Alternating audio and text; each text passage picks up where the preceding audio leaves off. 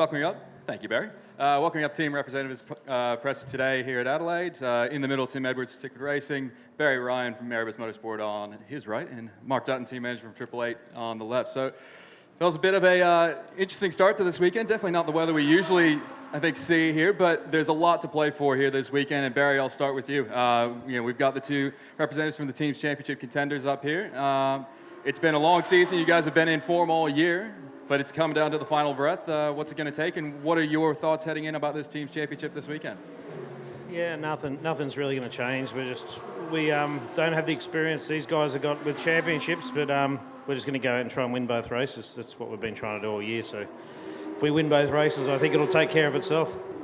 How's the mood within the team? It's like you said, it's a position that the team hasn't been in before with the drivers, the crew. What's the mood like amongst the group? Yeah, it's really relaxed actually. Yeah, it's amazing. I think Betty's the most nervous one. She's heading over. I think she's just arrived today. So, but she said she's had some butterflies this week. But yeah, it's a big thing for us. So it's a big occasion. But everybody in the workshop, Brody, Will, everybody's really chilled out. So really relaxed, ready to go. And touching on the weather, I'll probably ask everyone about the weather. But it looks like it's not going to be this later on, but you've sort of got to play for it, I would imagine, for Friday and Saturday with the potential threat of weather. How do you guys approach that, and how have you looked at it coming into this week? Yeah, I think most people have only done about 2 laps of the wet on this new tyre and in this new car, so it's going to be interesting. But yeah, same thing. We'll just put wets on and go and just see what happens. Excellent. Looking over just across to the other side now. Dotto, it's now you're the hunter rather than the hunted for a change more often than not. Same question there. What's the mood within the group at Triple Eight heading into this weekend? Yeah, the mood's really good. We've had obviously a good gap between the races, so we gave the guys a bit of time to chill as well as do a really good lead up. And everyone's just eye on the prize, and we just have to be fast and do what we can. Obviously, they, as Barry said, they've been doing a great job all year, and it's theirs to lose more than ours to win. Excellent. I suppose it's not been the first time you've been in sort of situation like that, but you're regularly at the front with Brock also factoring with the team's championship as well. It's sort of his first time at this level of trying to challenge for a championship, even at the team's level, but I would imagine helping Shane as well. How has he been coping and getting ready to rock? Well, it's just been business as usual. We haven't done anything different leading into this, and we'll just focus on fast cars. Ultimately, that's what we need. That's all we can do to try and put some pressure on Barry and the team. Alrighty. And same about the weather. What's the approach been from you guys? It can be a bit hectic here, but yeah, it's a bit the same for everyone, I suppose. Yeah, I'm probably one of the few people smiling about the weather. Usually at a race meeting, you don't want this type of weather. You don't want extra variables, but yeah, we need them this weekend. We need as many curveballs thrown in and try and deal with them as best we can and hope that it mixes up a little bit. Excellent. Now look to the gentleman in the middle. I'll start with the first one being that this is the last time you're going to be wearing that logo for the foreseeable future. It's been a long time with the team at Tickford. Have you had a lot of those thoughts of this is the last time heading into this round? To be honest, I enjoyed the Gold Coast. That was kind of a warm-up to my last round, and no, I'm looking forward to it. But, it's been a long journey. This is 19 seasons, and so I was really looking forward to my driving around Australia in a caravan next year, and maybe I'll just put that on hold. But, no, I'm really looking forward to this weekend. It's, as I say, I really enjoyed it. I don't know whether I was more relaxed at Gold Coast than I normally would be because I knew it was sort of coming to an end, but I probably, to get that win was pretty special after the year we've had. And a lot of change coming for the team as well going into 2024, going from 4 to 2 cars at the main game level. What's the mood like trying to finish off the season on a high, especially with just the changes that would be coming? Yeah, definitely. I mean, as I say, that Gold Coast win, as wins go, it shouldn't have been that special, but it was. And I don't want to sell it short because, every win's important to you, but because it's been a bit of a dry spell for us and we've been on the back foot, the emotion that came out from the team at the Gold Coast and from myself even was way more than you'd normally expect for a win. So the team want to finish the year off on a high. We've got a couple of drivers that won't be with us next year, and there's some mechanics and engineers that won't be with the team as well. So, everybody's looking forward to try and finish the year on a positive note. There's no better way to go into the Christmas break. You're only as good as your last race. So if we can have a good result this weekend, that's exactly what the team need to sort of set them up for the new year, and with all the changes that are coming, going from 4 to 2 cars. And talking about the weather, you guys have had some cars on track today already. You could probably talk as well about the third Dunlop Series car that you have out on the circuit this weekend. But I would imagine the main game team is looking to pick up some notes from what Brad, Ellie, and Rylan have been picking up in practice this morning. Look, there's probably not much we can learn these days. The cars are so different, and now we're on a different tyre as well. So, of course, everybody's in there and interested in what's going on, but the problem is within the wet, the track can be very different, even though it appears to be raining, what level of rain. And so you've got different cars. We've got no downforce on the new cars compared to the old cars. We've got a softer tyre. So there's so many differences.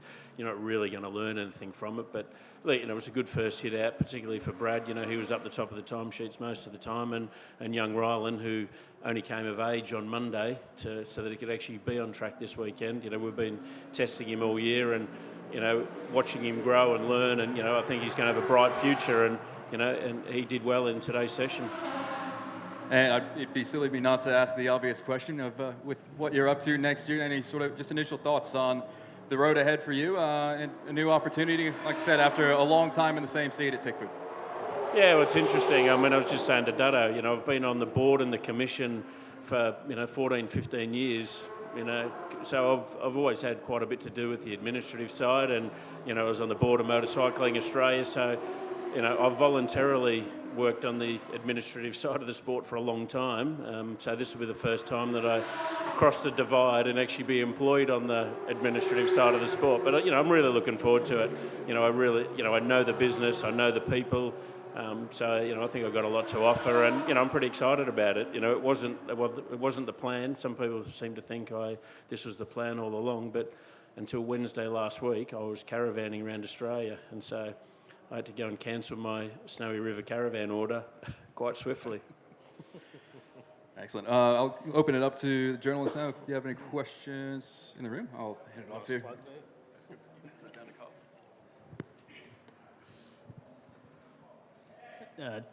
Picking up from there, I'll put Barry and Duddo on the spot, your thoughts on having a guy like Tim go into that role? Obviously you've worked against him for a long time, but having obviously Tim has a lot of experience. What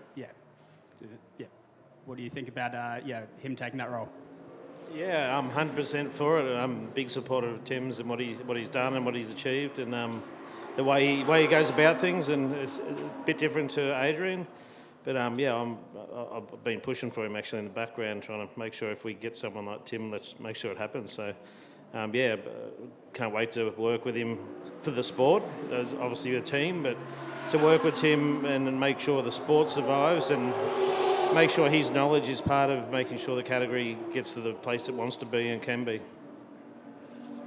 Yeah, I actually don't know Tim that well, to be fair. So we're going in with open eyes and big hopes that someone so fresh from Teamland and also the wealth of experience, hopefully he can bring in some good changes that are needed and not go native too quickly. And to Tim, the dynamics, I know, like you say, you've done stuff with the administrative side, but I guess a lot of dynamics in the pit lane will change for you next year?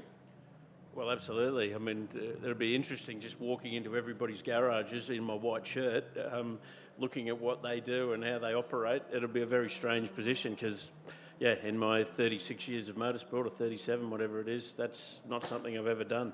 So it's going to be different looking at it from the other side, like I will be. But, I'm looking forward to it. And as I say, knowing all the characters and knowing how to handle people like this bloke will probably work in my favour. Easy. And can we expect to see you going over to America next month? Is that something you can talk about? I will be going to America. To Windshear? Beg your pardon? To Winshire.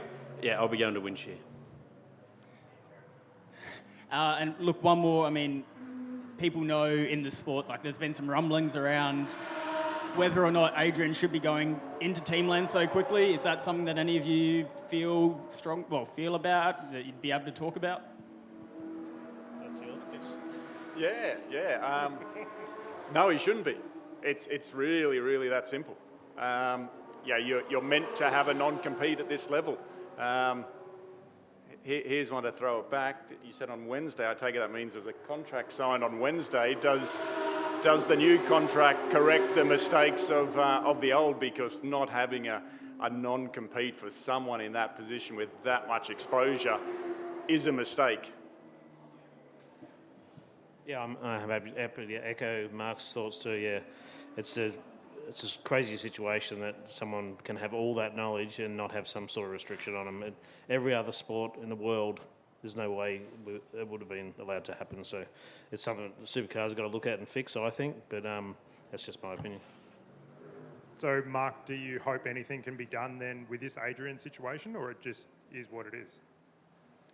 Yeah, I don't know the ins and outs of what contracts he's signed, etc. But it's something that a category of supercars level, you have to pay that up front. No one likes paying gardening leave because it seems like it's dead money, but that's an investment that you have to do in those roles, I believe. When you hire the person, you've got to be prepared that that's an expense on the way out to protect the other teams and keep the integrity of the sport at the level it should be. So whether something should be done about it now, that's not for me to say. That's more of a legal matter.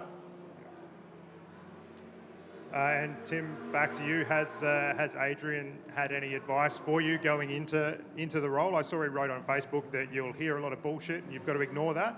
Are you ready for some bullshit? No, I mean, I've had a very good conversation with Adrian.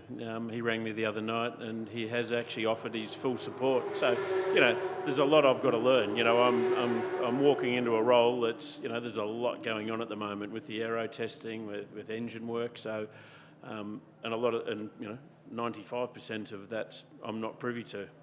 None of the teams are. So there's a lot I've got to learn. But Adrian's been very forthcoming that he'll help me as much as he can. So, for all his critics, he does love the sport and he is prepared to, he doesn't want to drop me in the shit, and which wouldn't be good for any of us. So, and look, it's an interesting one, whether it's not happened before, or someone from a team, from Supercars crossing the divide with so much information, and it's probably more relevant now than it's ever been, because in the past, even if you knew the pickup points of all the different cars, everyone's uprights were designed differently. Everyone had different engine. There was a lot more differences with the car.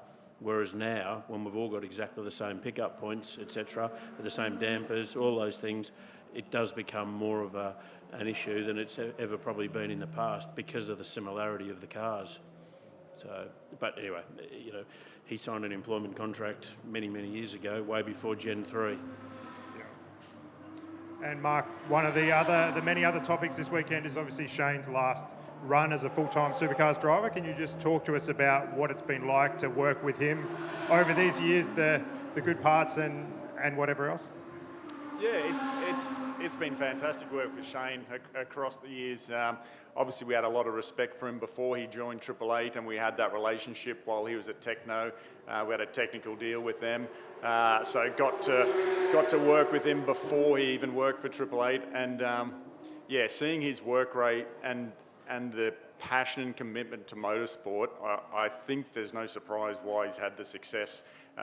Not just in supercars, but with everything he tries his hand at, motorsport-wise. So it's been an amazing journey. It hasn't sort of hit the team yet. I don't think that the emotional side, like it'll be really sad come Sunday that is his last full-time gig with us. We're hoping calendars and desires work out for next year. We'd love to have him back for the Enduros, obviously.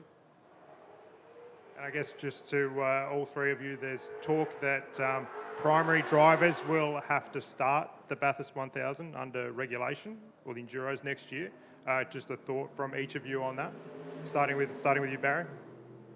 Yeah, I saw Speed Cafe wrote that this morning. I don't know where they get this shit from, but the commission didn't approve it, and it was discussed. They didn't approve it, and I was one of the biggest ones that said, "Don't tell us what to do with our teams. Like, we should just be able to choose what we do with our teams. It doesn't matter who starts in the car." So yeah, it wasn't approved at commission, so we can get the facts straight there. Yeah. Mark, your thoughts? You skipped Tim. From my side, I see both sides. I agree with the sentiment that as a team, we like to decide those things. We like to make strategic decisions and have as much control and flexibility as possible. But I do see the commercial aspects of, it's Bathurst, it's the biggest race of the year. They want to start the big names. Personally, I like the control, but I do see both sides. Yeah, I mean, you saw us this year. We split our cars, so we had main drivers start as well. So it's not it's not as though every co-driver's starting, but I see both sides of the argument. But as Barry said, the commission voted it down anyway, so it will be left as open slather. Yeah. Thank you. Any others on the other side here?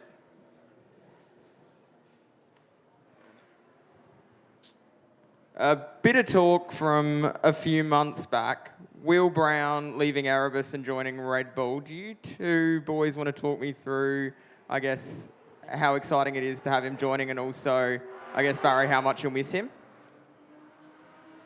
Yeah, I will start with the leaving bit because that's the first bit.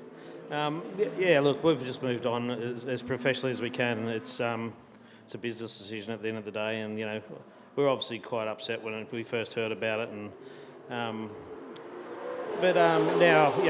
Will's every part an Erebus driver this weekend. He wants us to win the championship. He wants to win the team's championship, and he wants to get third as well. So he'll be doing everything he can this weekend for us. Then Sunday night we'll decide whether we let him come to the gala and the Christmas party with us. Yeah, and from our side, Will's one of those characters in pit lane that is just such a lovable guy that anyone would be proud to have him as part of your team, as a teammate. And his speed and professionalism on the track is evident with his position, all his results this year and over the last few years. So, yeah, the team's obviously sad to be losing Shane, but for sure we're super pumped to be having someone like Will join the team. Thank you, boys. We'll invite him to the Christmas party then. Last call for any questions in the room. All righty. Thank you very much, gentlemen, and good luck this weekend.